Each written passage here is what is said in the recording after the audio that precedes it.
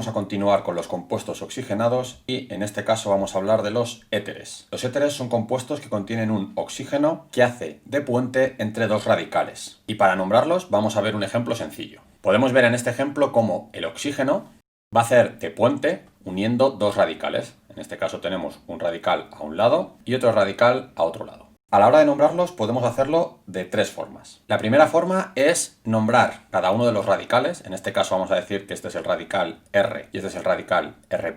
Y vamos a nombrar cada uno de los radicales por orden alfabético. Por orden alfabético, R' tenemos un etil, que empieza por E, y R es un metil. De tal manera que tenemos el etil-metil. Y terminamos con el término éter.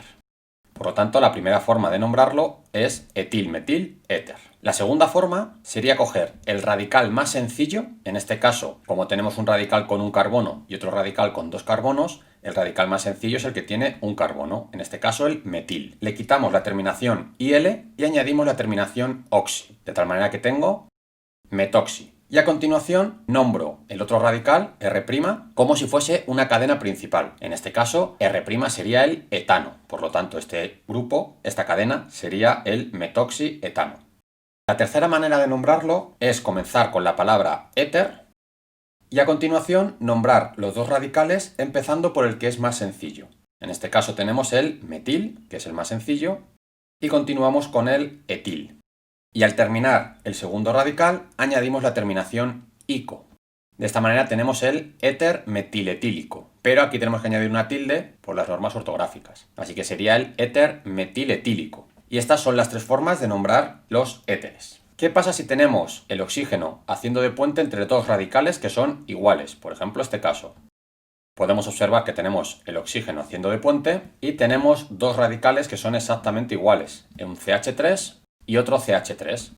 Para nombrarlos, podemos nombrarlos de la primera forma por radicales. Como los dos radicales son dos metiles, podríamos poner dimetil y añadir la palabra éter. Si ponemos la segunda forma, sería el radical más simple, el que vosotros queráis, porque los dos son iguales, metoxi. Y el otro radical, nombrarlo de manera normal, metano.